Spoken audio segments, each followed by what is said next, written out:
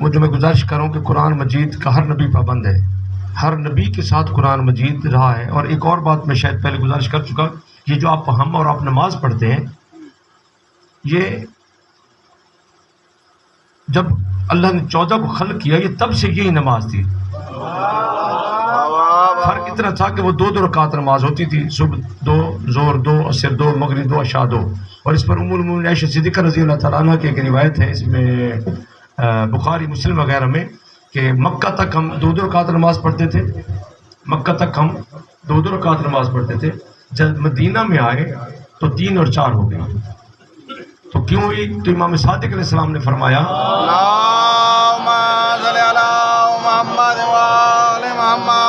رسول صلی اللہ علیہ وسلم نے امام حسن کی آمد پر 2 رکعت کا اضافہ کیا، امام حسین علیہ السلام کی آمد پر 2 رکعت کا اضافہ کیا، مولا علی علیہ السلام کی آمد، میں عربی نہیں پڑھ رہا، ٹائم بچا رہا ہوں، امام علی علیہ السلام کی آمد پر 2 رکعت کا اضافہ کیا، اور جناب سیدہ کی آمد پر 1 رکعت کا اضافہ کیا۔ صحابی نے عرض کیا مولا یہ کیا بات ہے، حسن حسین کے لیے تو رسول کبھی نہیں کھڑے ہوئے، سیدہ کے کھڑے ہو کے تعظیم کرتے تھے، تو ان کے لیے 2 رکعت کا اضافہ اور سیدہ کے لیے 1 رکعت کا اضافہ۔ تو آپ بادشاہوں نے فرمایا کہ ہمارے دادا قرآن کے مطابق فیصلہ کرتے تھے، قرآن میں مرد کیسا ڈبل ہے، عورت کا سنگل ہے، مرد کا ڈبل ہے، عورت کا سنگل ہے۔ لیکن ایک بات یاد رکھیے گا، معصوم نے فرمایا سفر میں جاؤ گے تو حسن و حسین کا حق قصر ہو جائے گا، زہرا کا کوئی نہیں کھا سکتا،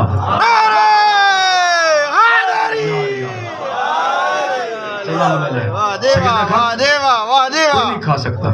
تو یہ نمازیں شروع سے یہی تھی، 2 رکعتیں۔ بالکل غلط جھوٹ ہے کہ شب معراج رسول گئے اور 500 نمازیں تھی اور تھی، ایسی کوئی روایت نہیں ہے۔ سریکے والے کہتے ہیں تلی باٹما، من گھڑت گھر تلو، یہ وضعی تو خیر ہوتی ہے، چلو کوئی حدیث تو ہوتی ہے نا، یہ سچائی کوئی حدیث ہے ہی نہیں، قطعی طور پہ کسی کتاب میں کوئی حدیث نہیں ہے۔ نماز شروع سے رب جعلنی مقیم الصلاۃ ابراہیم کی دعا ہے کہ مالک مجھے نمازی بنا، میں نمازی ہوں، میری اولاد کو ومن ذریتی، میری اولاد میں سپارن۔ یہ قرآن تب سے ہے، نمازیں بھی تب سے ہیں، لا تبدیل لکلمات اللہ۔ دین شروع ہوا تھا نوح سے، آدم کے دور میں کوئی دین نہیں تھا، شریعت نہیں تھی، اسلام تھا، دین نہ تھا۔ اگر آدم کے دور میں دین اور شریعت ہوتی تو جب قابیل نے حابیل کو قتل کیا تھا تو وہ اس کا جنازہ 3 دن اٹھا کے زبدانی کے پہاڑوں پہ، جو اسرائیل اور شام کی سرحد ہے، وہاں وہ گھومتا نہ رہتا، 3 دن تک گھومتا رہا۔ چوتھے دن پھر ایک کوا لڑتا ہوا آئے، 2 کوے لڑتے ہوئے، قرآن کا یہ واقعہ ہے، لڑتے ہوئے آئے، اس نے اس کو ایک کے نے دوسرے کو مار دیا، اس نے چونچ سے گڑا کھودا اور پھر منہ کے وہ اپنی چونچ کی بیک سے جو آپ مٹی یوں ڈالتے اسی کی ہے، تو یہ اس نے گڑے میں اس کو کوے کو ڈالا، اوپر مٹی ڈال دی۔ تب قابیل کو پتہ چلا کہ جو قتل ہو جائے یا مر جائے اس کو دفن کرتے ہیں۔ یعنی تب سمپل اسلام تھا، دین نہ تھا۔ جیسے آپ کے بچے یہ بیٹھے ہیں، یہ قرآن الحمد بھی جانتے ہوں گے، سور بھی جانتے ہوں، بعض بچے حافظ قرآن بھی ہوتے ہیں، لیکن نماز واجب نہیں ہوتی۔ اسلام کا اسے پتہ ہے، بلکہ بچہ پیدا ہی ہوتا ہے۔ کل جیسے میں نے گزارش کی تھی کہ کل مولود یولد علی فطرت الاسلام، ہر بچہ فطرت اسلام پہ پیدا ہوتا ہے، اسی لیے ہم اس کے کان میں اذان اور اقامت کہتے ہیں۔ تو جتنا بھی جو اسلام ہے یہ شروع سے ایک ہی آ رہا ہے۔ قرآن وَإِذَا أَخَذَ اللَّهُ مِيثَاقَ النَّبِيِّينَ لَمَّا آتَيْتُكُم مِّن كِتَابٍ وَحِكْمَةٍ ثُمَّ جَاءَكُمْ رَسُولٌ مُصَدِّقٌ لِّمَا مَعَكُمْ۔ اللہ نے فرمایا کہ میں نے نبیوں سے عہد لیا تھا کہ میں سب نبیوں کو کتاب بھی دوں گا اور نبوت بھی دوں گا۔ اسی لیے جب عیسیٰ علیہ السلام آئے اور وہ بشیر نجار نے اعتراض کیا کہ تو عزت دار گھرانے کی تھی، تو ہارون کی کزن تھی، تو موسیٰ کی کزن تھی، اور تو یوسف ایک اور تھے، ایک تو یوسف نبی ہے نا، ایک اور یوسف کزن کے تھے سیدہ کے، سیدہ مریم کے۔ تو اس نے کہا کہ تو یوسف کے بھی کزن ہے، اتنی عزت دار گھرانے کی، عمران کی بیٹی، اور تو بچہ بغیر شوہر کے کہاں سے لے آئی؟ بی بی چپ رہی۔ تو عیسیٰ علیہ السلام نے کیا فرمایا تھا؟ انی عبداللہ آتانی الکتاب وجعلنی نبیا، کہ میں اللہ کا بندہ ہوں اور اللہ نے مجھے صاحب کتاب نبی بنا کے بھیجا۔ تو کتاب ہر جس نبی کو بھی پڑھیں گے، اب ٹائم چونکہ بچا نہیں ہے، 16-17 آیتیں تھی، میں شاید پڑھ دیتا، تو سب نبیوں کو اللہ نے قرآن دے کے بھیجا، قرآن دے کے بھیجا اور پابند کیا اذا جاءکم رسول مصدق لما معکم لتؤمنن بہ ولتنصرنہ۔ جب تمہارے پاس امام مہدی علیہ السلام آئیں گے یا ختم المرسلین آئیں گے، گوئی ان کے بارے میں ہے نہیں، لیکن ہم فرض کر لیتے ہیں چونکہ وہ بھی رسول ہیں، حضرت محمد مصطفیٰ صلی اللہ علیہ وسلم آخری نبی ہیں، تو وہ جب آئیں گے تو تم سارے نبی کیا کرو گے؟ لَتُؤْمِنُنَّ بِهِ وَلَتَنْصُرُنَّ، مدد کرو گے کس کی؟ اس مہدی علیہ السلام کی۔ امام مہدی علیہ السلام کی. دوسری جگہ فرمایا جیا بن نبیین و بوز الکتاب، جب امام مہدی علیہ السلام آئیں گے تو سارے نبیوں کو لایا جائے گا اور ان کے درمیان میں کتاب رکھی جائے گی. اشرقت الارض بنور ربها، تب زمین و آسمان کا نور ختم ہو جائے گا، سورج ختم، چاند ختم، سب اندھیر ہوگا. اچانک دیکھیں گے کہ ایک روشنی ہوگی جس کا سایہ نہیں ہوگا. میں شاید سمجھا سکا. روشنی ہوگی اس کا سایہ نہیں ہوگا. روشنی ہوگی، پھر سن لیں، سایہ نہیں ہوگا. اب کمرے میں بیٹھے ہیں روشن ہوگا، اب تہ خانے میں بیٹھے ہیں روشن ہوگا، لیکن کوئی بلب نہیں ہوگا، کوئی روشن کرنے والی چیز نہیں ہوگی. دنیا دوڑے گی کہ یہ روشنی کہاں سے آئے گی، کہاں سے آ رہی ہے. جب جا کے دیکھے گے تو امام مہدی کا وجود کائنات کو منور کر رہا ہوگا.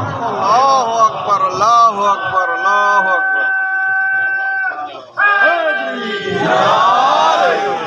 اچھا، اسی میں جو سب سے بڑا اعتراض ہے، سب سے اللہ جل، بھیا دو ٹائم، اللہ جل، اللہ جل، اللہ جل، اللہ جل.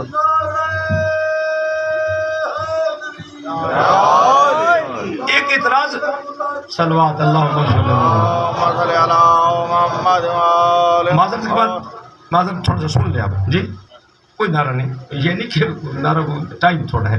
میں جو گزارش کرنا چاہتا ہوں، ایک بہت بڑا اعتراض ہے، بہت بڑا جنرل اعتراض ہے کہ تم جو کہتے ہو کہ یہ مدد کرتے ہیں، نبی مدد کرتے ہیں اور نبیوں کی بھی علی نے مدد کی، تو یہ تم نے کہاں سے لے لیا؟ یہ کہاں قرآن میں لکھا ہے کہ ایک بندہ ایک جگہ پہ بیٹھ کے دوسری جگہ پہ کیسے مؤثر ہو سکتا ہے؟ میں یہاں بیٹھا ہوں تو کیسے میں کراچی یا لاہور کی کسی چیز میں مؤثر ہو کے میں اس بندے کی یا آپ کی میں کوئی مدد کر سکتا ہوں؟ آپ مجھے کہتے ہیں جی ہمیں لاہور سے یا کراچی سے کچھ چاہیے. میں نے پہلی گفتگو سے آپ کو کہا اور اس سے پہلے جو آپ مجھے دوست اب آپ سن چکے، میں کہتا ہوں قرآن مجید قصیدہ ہے محمد و آل محمد کے فضائل کا. عزیز جوان بیٹھے آپ، بزرگ تو بہت کچھ سن چکے. کائنات میں محمد و آل محمد کی عظمت اور عزت پر کوئی سوال کائنات میں ایسا نہیں ہے جس کو قرآن میں جواب نہ ہو. حتیٰ کہ ماتم، عزاداری، علم، تعزیہ، زلجنا، یہ کل اور پرسوں کے مدرسوں میں سارا واضح ہو جائے گا. یہ سب قرآن کے مطابق ہم شیعہ کرتے ہیں. ہم قطعی طور پر قرآن سے باہر کوئی کام نہیں کرتے. کیوں؟ رسول نے فرمایا تھا کہ میں تمہیں دو چیزیں چھوڑ جا رہا ہوں، قرآن و اہل بیت.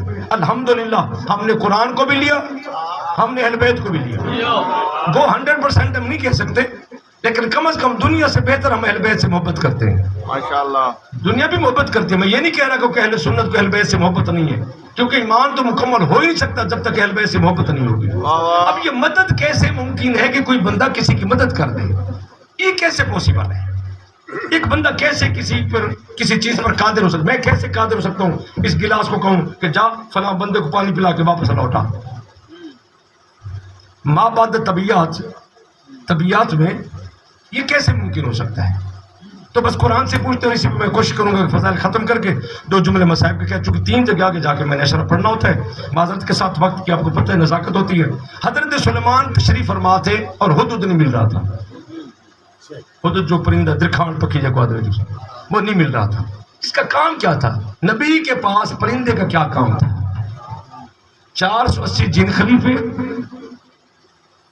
480 اور 480 انسان خلیفے.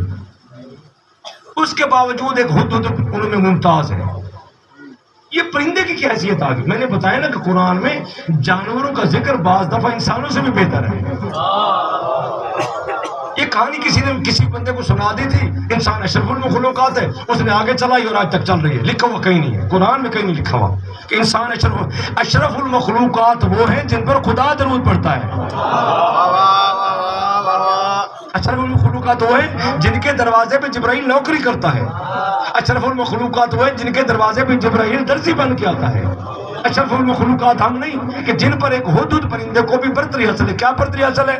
جب حضرت سلیمان چلتے ہیں اپنے تخت پر، وہ ان کا 777 جو جہاز تھا جس پہ 80,000 بندہ ایک ٹائم میں بیٹھتا تھا، 80,000 پرسن، 80,000 بندے بما اللہ لشکر حضرت سلیمان نبی کے اس تخت پر بیٹھتے تھے. اب سفر کرتے تھے، پانی کی ضرورت پڑ گئی، اب جنوں کو بھی پتہ نہیں ہے، انسانوں کو پتہ نہیں ہے، حدود جی مولا صحابیوں کے لیے پانی چاہیے، اس کا جو رک کے 2 منٹ گیا اور تھوڑی دیر بعد آگے فلاں جگہ زمین کھودے نیچے پانی ہے، پرندے کو پتہ ہے بندے کو پتہ نہیں، یہ نبی کے یہاں ہے بندہ پرندہ۔ اسی طرح کی ساری اس کی میں خوبیاں تھی، اب اسی پہ ٹائم سارا ضائع نہ کر دوں میں۔ تو حدود کا پوچھا کہ آج کہاں ہے، اب نبی کو پتہ نہیں تھا، نبی نہیں جانتا تھا اور بندوں سے پوچھ رہا تھا۔ پتا تھا بادشاہوں کا مزاج ہوتا ہے کہ کسی چیز کی اہمیت بتانی ہو تو اسے اجاگر کر دیتے ہیں۔ اب مقصد کیا تھا کہ میں حدود کا ذکر کروں گا، اور کہا کیا کہ جو مجھے پہلے خبر دے گا اسے انعام دوں گا۔ اب جنوں ان سارے لگ گئے حدود کو ڈھونڈنے میں۔ تو جن یہاں زمین پہ بیٹھ کے، میرا پریکٹیکل ہے، میں ممبر پہ بیٹھا ہوں، میں جھوٹ نہیں بول رہا، میرا پریکٹیکل ہے کہ جن زمین پہ بیٹھ کر کینیڈا کی، امریکہ کی ہمیں خبریں دیتے ہیں، آسٹریلیا کی، کسی بندے کا نمبر لینا ہے، کہیں جانا ہے، کچھ پوچھنا ہے، ان کے لیے دیواریں وغیرہ کچھ نہیں ہوتا، یہ آپ کے حجابات ہیں۔ وہ جن جو ہر چیز کو زمین پہ بیٹھے دیکھ لیتے ہیں، وہ ہدہد پرندے کو 3 گھنٹے 2 گھنٹے 2.25 گھنٹے 3 گھنٹے یہ ٹائم ہے، وہ ڈھونڈتے رہے، ہدہد نہیں ملا۔ ارے بے وقوف ہو، جن کو ہدہد سمجھ نہیں آتا انہیں علی کیا سمجھ آئے گا؟ جی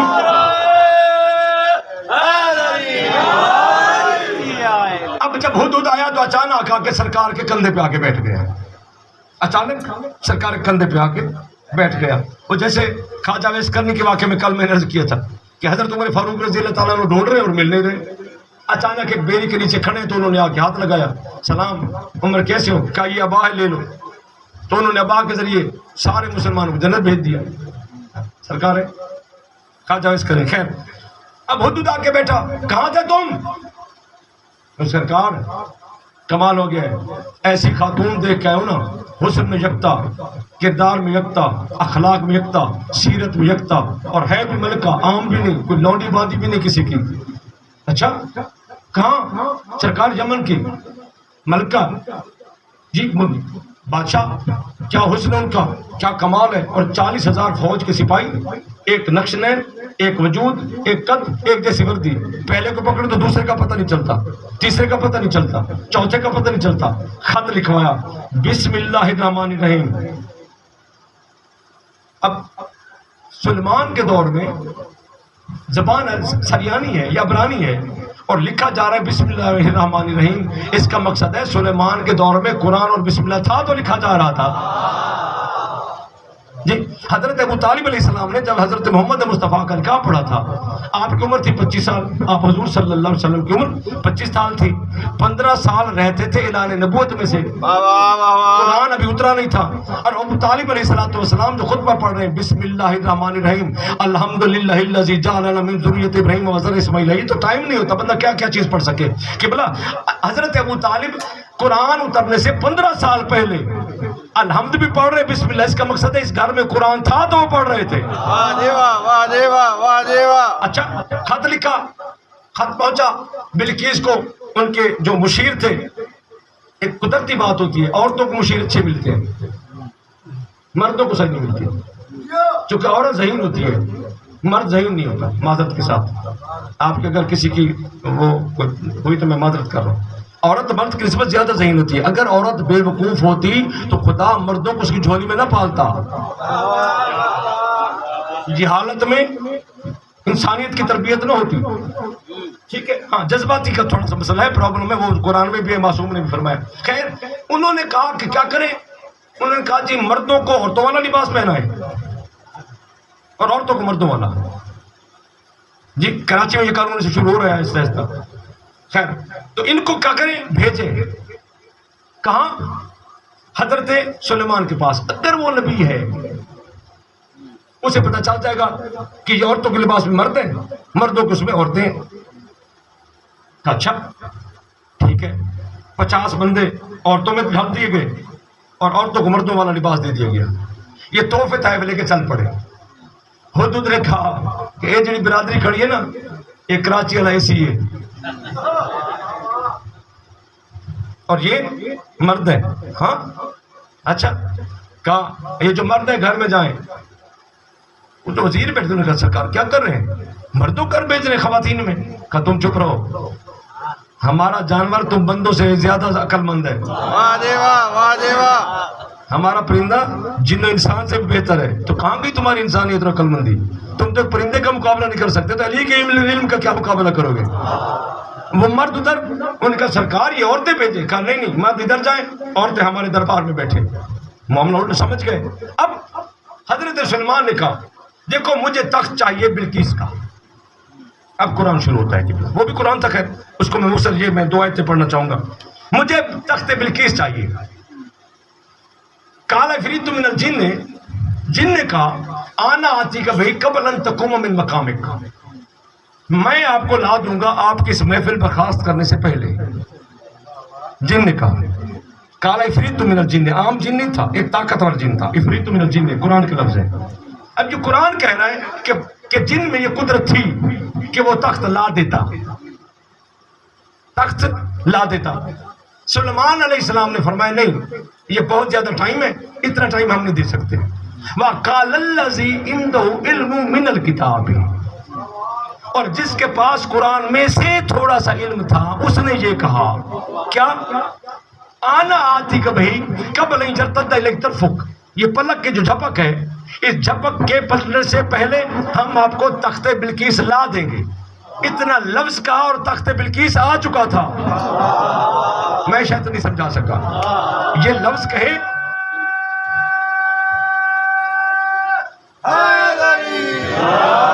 یہ لفظ کہے اور بلقیس تخت سمیت آ چکی تھی۔ جب بلقیس تخت سمیت آ چکی تھی تو سلمان حیران ہو گئے، تو معاملہ ختم ہو گیا۔ مولا علی علیہ السلام سے کسی نے پوچھا، اب میں ایک کراس کوسچن آپ سے کر رہا ہوں کہ یہ سلیمان کا آصف بن برخیہ جو وزیر تھا، کزن بھی تھا، یہ بیٹھا تھا یہاں یعنی اسرائیل میں، ان کا جو ٹیمپل ہے سلمان ٹیمپل، جو تب فلسطین ہوتا تھا، شام گنا جاتا تھا، اب اسرائیل ہے، وہاں بیٹھے تھے۔ اور وہاں سے آصف بن برخیہ یعنی نہ اٹھے، نہ کوئی نماز پڑھی، نہ کوئی دعا مانگی، جسٹ اتنا کہا کہ میں لا سکتا ہوں، اور تخت بلقیس آ گیا۔ اب آصف بن برخیہ ایک جگہ پہ بیٹھ کے 40,000 فوج، تخت بلقیس، بما بلقیس، وہ 1 سیکنڈ میں منگوا لیا اس نے۔ آپ کو اعتراض نہیں ہوا، آپ نے پریشانی آپ کے لیے کوئی نہیں بنی، آپ پریشان نہیں ہوئے۔ اگر خیبر میں علی آ جائے تو آپ کو پریشانی ہو جاتی ہے۔ اگر خیبر میں قرآن نے کہا وَلَوْ أَنَّ قُرْآنًا، اگر یہ قرآن پڑھ لیتے سُيِّرَتْ بِهِ الْجِبَالُ، جبالو پہاڑ ان کے سامنے چل کے آ جاتے، ایک پہاڑ نہیں، الجبالو جنس پہاڑوں کی جتنے پہاڑ ہیں، اگر یہ لو ان قرآن، اگر یہ قرآن پڑھتے، قرآن کا دعویٰ ہے، اگر یہ قرآن پڑھتے سُيِّرَتْ بِهِ الْجِبَالُ پہاڑ چل کے آ جاتے، كُلِّمَ بِهِ الْمَوْتَى اور مردوں سے یہ باتیں کرتے، اور زمین میں جہاں چاہتے یہ ارادہ کرتے زمین طے ہو جاتی، یہ وہاں پہنچ جاتے۔ تمہیں سمجھ نہیں آئی؟ جو قرآن پڑھنے والا ہے وہ جہاں چاہے کائنات میں پہنچ سکتا ہے، اور جو خود قرآن ہے وہ نہیں پہنچ سکتا۔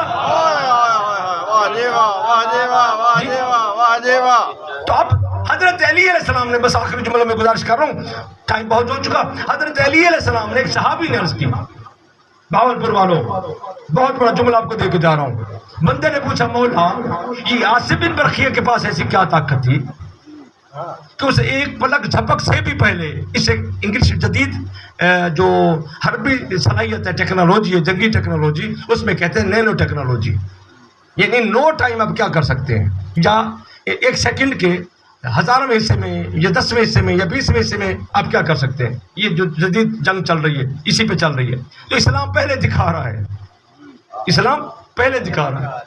یہ پریشان تھے کہ علی علیہ السلام تک پیغام کیسے مدینے سے، وہ خیبر سے مدینے پہنچا، تو ہمارے ذاکر کہتے تھے ہوا نے پیغام پہنچایا، تو یہ کہتے ہیں ہوا کیسے پیغام پہنچاتی ہے، تو یہ بھی ہوا کے ذریعے نہیں پہنچا رہا، اس میں کوئی جن کا بچہ ہوتا ہے، وہ جا کے لے کے جاتا ہے وہاں، تو سائنسدانوں نے اس کو وہ جو ویوز تھی ان کے کھمبے لگا دیے، لہریں جو تھی جی ریڈیائی لہریں، ریڈیو یہ ریڈیو کی ایک شکل ہے نا، پہلے radio B B C London میں ہوتا تھا، پھر اس کا ٹی وی بنا، پھر ایک سائڈ پہ تصویر آتی تھی، اب ڈبل سائڈ پہ آتی ہے تو وہی ریڈیو، ریڈیائی لہریں ہیں نا، ریڈیائی لہروں کو قابو کر لیا، ہوا کے ذریعے پیغام پہنچ جاتا ہے، امریکہ تک پہنچ جاتا ہے، تو دنیا کے سائنسدان کا پیغام سیم ٹائم جاتا بھی ہے آتا بھی ہے، امام پیغام نہیں دے سکتے۔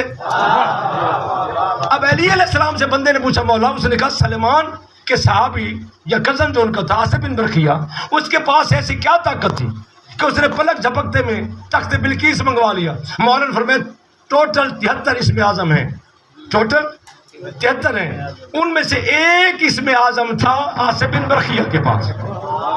تو قرآن نے جو کہا کانا عندہ علم من الکتاب، اسی قرآن سے، اسی قرآن میں سے، یعنی قرآن تھا تو علم تھا نا. میری گزارش سمجھے گا، قرآن تھا تو اللہ کہہ رہے کہ اس کے پاس اس قرآن میں سے علم تھا. جی تو اللہ رسول مولا نے فرمایا کہ اس کے پاس 73 میں سے ایک اسم اعظم تھا، اور اس کی قدرت تھی زمین میں سے جہاں چاہتا تھا جس چیز کا ارادہ کرتا تھا وہ فوراً ہو جاتی تھی. وہ اب صحابی دیکھا، چپ ہوا اور پھر بولا. اسے کہا مولا اس کے پاس ایک تھا، اور وہ سلمان کا صحابی تھا، سلیمان کا، آپ محمد مصطفیٰ کے صحابی. آپ کے پاس کتنے اسم اعظم ہیں؟ فرمایا ٹوٹل 73 تھے، 72 اللہ کے پاس تھے، ایک اس کے پاس تھا. اس کی یہ طاقت تھی. اللہ کے پاس ایک ہے، 72 ہمارے پاس ہے. ہماری طاقت تم پہچان لو.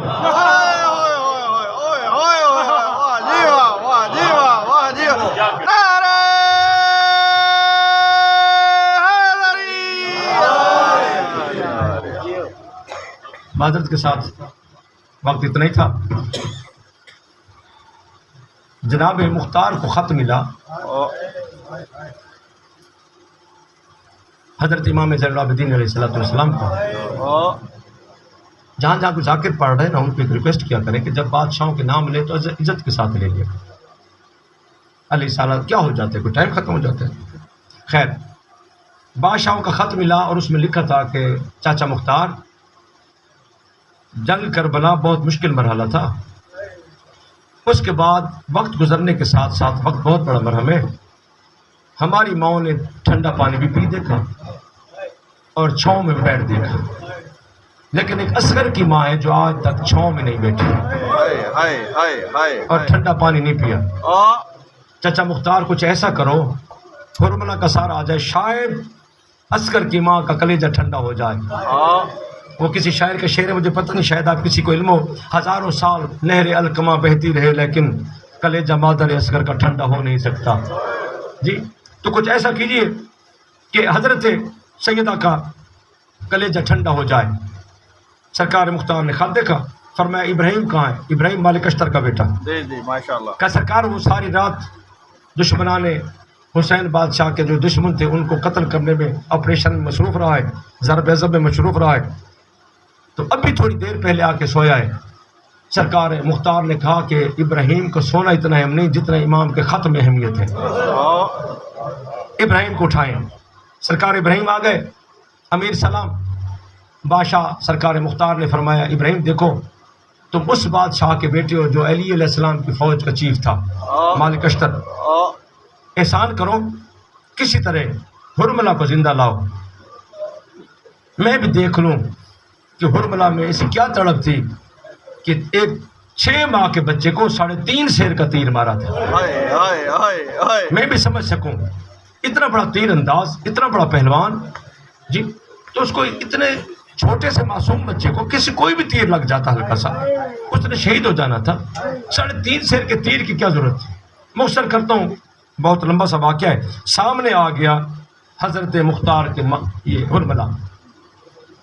سرکار مختار نے سوچا کہ کیا بحث میں پڑھنا ہے، دیکھ کے اس کو فرمایا لعنت بھیجو، قتل ہی کر دو. کہا ابراہیم کسی لائق سپاہی سے کہو اس کا سر تن سے جدا کر دے. اب حرملہ نے یوں دیکھا اور حرملہ نے کہا کہ دیکھو ہم نے کفر کیا، ہم نے شرک کیا، ہم نے گناہ کیا، ہم نے غلطی کی، ہم نے رسول کی آل کو قتل کیا، ہم نے کافرانہ نظام کی حمایت کی، لیکن تم تو عادل امام علی علیہ السلام کے ماننے والے ہو اور ان کی دعا سے پیدا ہوئے، تم اسلام کے مطابق عمل نہیں کر رہے. سرکار مختار نے کہا حرملہ تم لوگوں کو اسلام کا پتہ چلتا ہے؟ کون سا اسلام کے مطابق میں نے عمل نہیں کیا؟ کیا تم نے کربلا میں قتل نہیں کیے؟ اس کا وہ ٹھیک ہے، میں قتل سے نہیں روک رہا، قتل کرو تمہارا حق ہے، وہ بالکل ٹھیک کر رہے ہو، لیکن قانون یہ ہے کہ مرنے والے سے مرنے سے پہلے پانی ضرور پوچھا جائے. بھاول پر والوں، جب مختار نے یہ لفظ سنا نا کہ مرنے والے سے مرنے سے پہلے پانی پوچھا جائے، سرکار مختار بلک بلک کے روئے، بلک بلک کے روئے اور امامہ اتار دیا، تلوار وہیں رکھ دی تخت پہ اور چھوڑ کے سامنے آ کے اس کے منہ پہ تماچا مارا اور اسے کہا حرملہ آج تمہیں پانی بہت یاد آ رہا ہے، اور وہ کربلا کا منظر تمہیں شرم اور غیرت نہیں آئی؟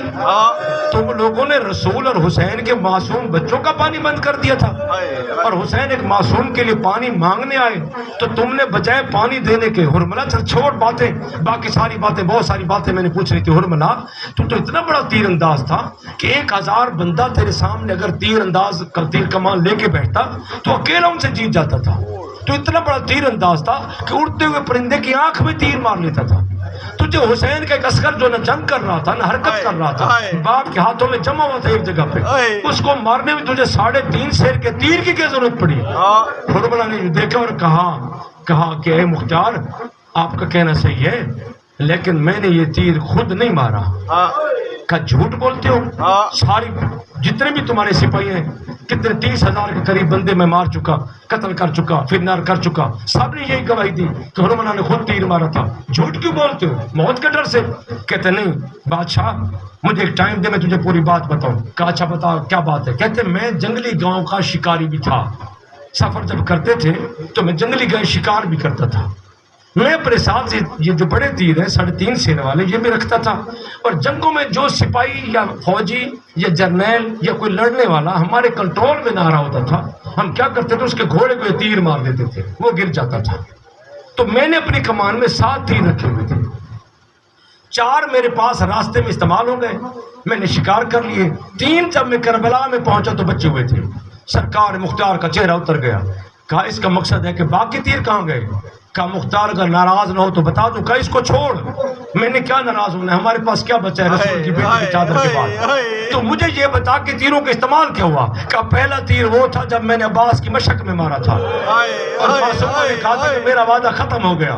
دوسرا تیر وہ تھا جب حسین جنگ کر رہے تھے اور میں نے حسین کے پہلو میں مارا تھا، اور ماں نے کہا تھا حسین ماں کی جھولی حاضر ہے۔ تیسرا تیر یہ ترکش میں موجود تھا، میں نہیں چلانا چاہ رہا تھا، جب حسین عسکر کو لے کے میں نے ایک تیر چلانا چاہا، حسین اور عسکر کو دیکھ کے اور 14 کو یاد دیکھ کے مجھ سے تیر گر گیا۔ پھر دوسرا تیر میں نے چلانا چاہا تو مجھے ایک گلے پہ 14 گلے نظر آئے۔ پھر میں نے تیسرا جب 3 تیر گرے نا تو ابن سعد میرے پاس آیا، کہا اکتا کلام الحسین، اے لانتی، اے حرملہ، وہ فوج میں بے چینی پھیلنے لگی ہے، ایک معصوم بچہ اتنی دیر کر رہے ہو، فوج بے چین ہو گئی تو ہم کیا کریں گے، بپھر گئی تو۔ اس نے کیا کیا، ترکش میں ہاتھ مارنا شروع کیا، اس کے ہاتھ میں وہ 3.5 سیر کا تیر آیا، اس نے جو تیر اٹھایا اور تیر اٹھا کے مسکرانے لگا۔ میں نے دیکھا، میں نے کہا اے ابن سعد، تیر کو دیکھ کے کیوں مسکرا رہے ہو؟ کہا کربلا کی جنگ ختم ہو گئی۔ کہتے کیا مقصد، کیسے ختم ہو گئی؟ مجھے کہتے دیکھ عسکر کو چھوڑ، یہ تیر کمان میں رکھ اور سیدھا حسین کو مار، حسین یہی شہید ہو جائیں گے اور کربلا کی جنگ ختم ہو جائے گی۔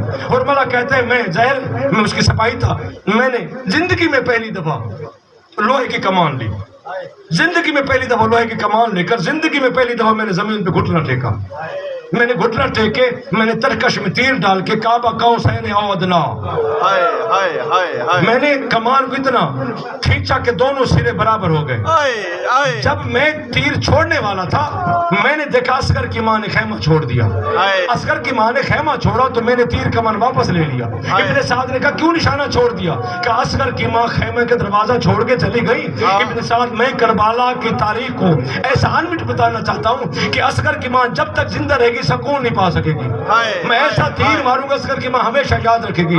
کہتے عجیب ہوا، تھوڑی دیر بعد میں نے دیکھا عسکر کی ماں تیر کمان لے کے آئی اور علی کی بیٹی کہہ رہی تھی بھابھی اگر جنگ کرنی ہوتی میں بھی علی کی بیٹی ہوں، اگر جنگ تیز ہوتی میں بھی علی کی بیٹی ہوں۔ تو تب میں نے سنا ہوا میری طرف پتہ نہیں کیسے آ رہی تھی، عسکر کی ماں کہہ رہی تھی آقا زادی شاید آپ کو علم نہیں، یہ جو تیر چلانا چاہ رہا ہے یہ میرے عسکر پہ نہیں، یہ میرے سخیر پہ نہیں، میرے شبیر کو تیر مارنا چاہتا ہے۔ اگر میرے شبیر کو تیر لگ گیا اور عسکر بچ گیا تو میں رسول کی بیٹی کو کیا جواب دوں گی؟ کہا بھی کچھ بھی ہو کچھ بھی کر، لیکن یہ تجھے تیر کمان نہیں چلانی۔ اب عسکر کی ماں نے کہا عسکر بیٹا خیال کرنا یہ تیر تجھے نہیں میرے شبیر کو مار رہا ہے، اگر شبیر کو تیر لگا تو میں حسین کی ماں کو کیا جواب دوں گی؟ یہ حرملہ کہتے تب میں نے زمین پہ گھٹنا ٹیکا، میں نے کمان کو کھینچا، دونوں سرے برابر ہوئے، میں نے نشانہ لیا، ایک جگہ سے مجھے نظر آیا کہ یہاں حسین شہید ہو جائیں گے، کامل عسکر والا یدائے ہے، میں نے تیر چھوڑا، عسکر باپ کے ہاتھوں میں کھڑا ہو گیا اور گردن تیر کے سامنے کر دی۔ جب من العذر العذر، ماں سے کہا ماں میں نے تیرا